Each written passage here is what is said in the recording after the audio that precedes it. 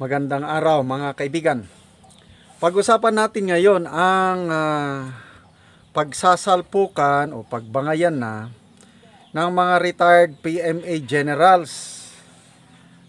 Nahati-hati na, ang iba sumusuporta sa administrasyon ng PBBM, ang iba naman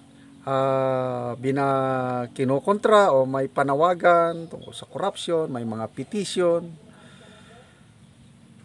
Okay, unahin natin yung pinaka-latest. Kagabi may nagpadala sa akin ng press release ng House Office of the Speaker. Pinadala sa akin ng host ng SMNI. Kahapon, nagkaroon ng meeting ang 22 retired generals representing 4 organizations, association, karamihan galing sa PMA. Okay. So, unang grupo, yung Philippine Military Academy Alumni Association Incorporated, PMAAAI, represented by the Chairman and CEO, Admiral Danilo Abinuha. Yan ang unang grupo. Pangalawang grupo, Association of Generals and Flag Officers, AGPO, represented by Major General Jerry Doria, Vice Chairman. Itong AGPO is mix na ito, PMAers and non-PMAers. Number 3 na organisasyon is Philippine Military Academy Retired Alumni Association. So ito, pure PMAers ito. Represented by Major General Raul Gonzales, Chairman.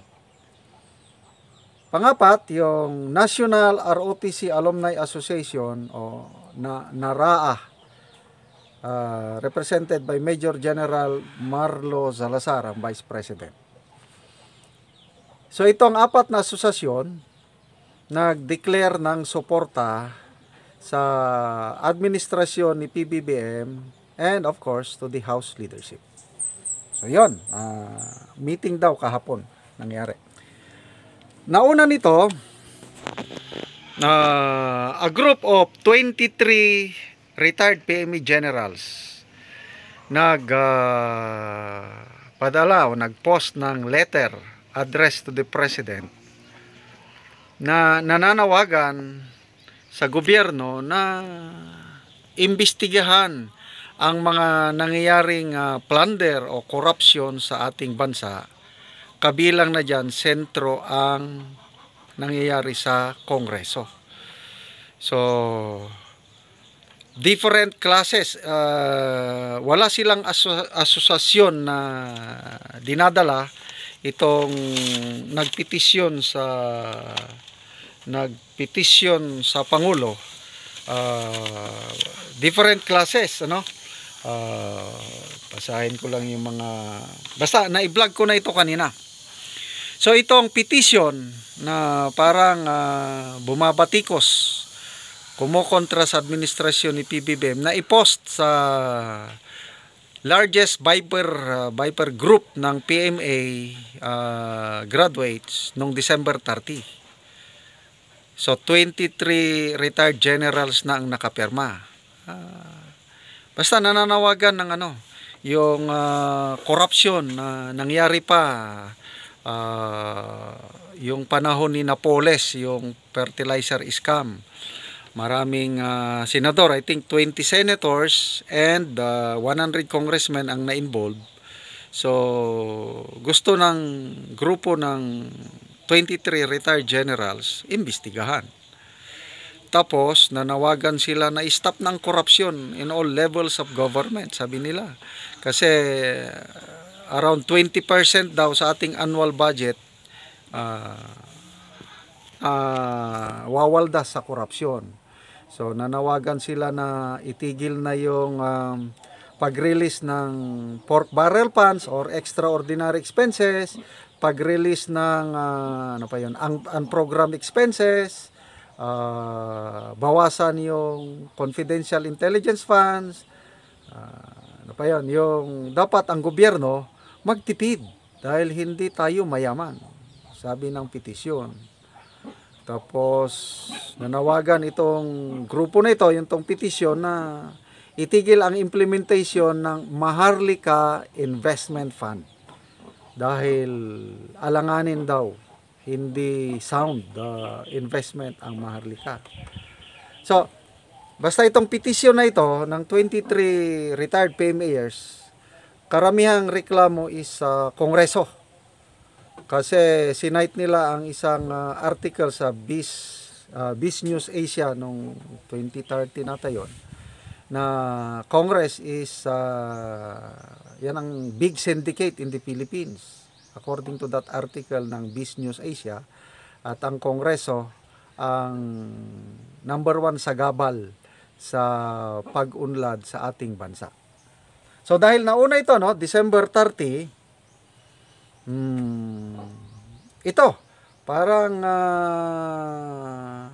response ng House, yun, meron na silang press release na may mga retired generals na rin na sumusuporta sa kanila. So nakikita ko is bangayan na, may pabor, mayroong kontra. So ngayon lang ito nangyari. Kayo, mag-comment kayo. Ako, I've been in the service for 34 years. Ang military na politicize lang, panahon ni Cory administration, na politicize, kaya nagkaroon ng series of kuditas. Na ang pinakamadugo yung 1989 coup, na sa kasamang palad na napasama ako, and ayoko na. Hindi maganda yung mga ganyan, yung ma-involve ang military sa mga adventure na ganyan. So since that time, wala na, naging professional na ang AFP hanggang ngayon. Ito ngayon, for the first time, nagiging politically active ang mga retired generals. Ako nga as a retired general, wala sa plano ko na magiging political vlogger. Ang simula sa aking vlogging journey is charity vlogging, pagtulong sa mga mahirap, yung experiences ko sa buhay, experience sa military, word of God, health tips, family relationship, yun lang gusto ko. So dahil sa pangyayari sa ating bansa, may naobserbahan ako, hindi ko naman maatim na manahimik na lang. Kaya ito, nagbibigay ako ng aking opinion, analysis tungkol sa nangyayari sa politika, hoping na ma-inform ang taong bayan. Okay. So, kung ako nga nagiging politically active, yan din ang nakikita ko sa aking kapwa retired generals. Na sila na naging mapagmatyag na sa nangyayari sa politika. Anyway, we are all civilians. Karapatan namin ito na magpahayag ng kanya-kanyang perspective. Basta importante dito, walang violence na involved. Just ideas, support, ganon. So bakit nagkakaganito? Okay? Isa lang ang tingin ko, yung leadership ng ating pamahalaan. Kasi panahon ni Tatay Digong, wala maganda. Nagkaroon pa tayo ng pandemic. Panahon ni Nonoy Aquino, wala rin. Gloria, meron lang ng kaunti, kailang naagapan dahil sa Hello Garcite, nagkaroon ng kaunting Ngayon lang ito nangyari. So sana, it's a wake-up call for this administration to perform better. Kasi hindi naman mag-iingay yung mga retired generals. Ako, hindi naman ako pupuna pa, magbatikos kung wala akong nakikita. So, may pag-asa pa ba ng ating bansa is magiging maayos ang pamamalakad, lalo ng administrasyong ito? I hope so. Sabi nga ng nagpetisyon, yung 23 generals na nanawagan ng stop ang corruption is We are one in wishing you success, Mr. President, sabi nila, because your success is our success. Your failure is our failure.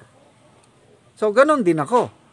Gusto ko na magtagumpay ang gobyernong ito dahil I am part of government. Kahit retirado na ako, civilian, but sumusweldo ako galing sa gobyerno. O yung pension ko ba, galing sa taong bayan. Gusto kong mag-succeed itong administrasyong ito. Basta gawin nyo ng tama. So sana, wake up. Sana matigil na ito na hindi na maging politically involved ang mga retired generals. Ayusin lang ang pamamahala. Lalo na sa Kongreso, kasi sa Kongreso ang nakasentro ang mga bangayan. People's Initiative ngayon. Ano pa? Yung ginawa nila kay Eric at Doc Badoy. Yung ginawa kay sa SMNI. Mga ganon, curtailment of press freedom. Then, ito pa, pagtaas ng mga presyo. So, I wish this government success. Sana maayos ang lahat at para sa kapakanan ng mamamayang Pilipino.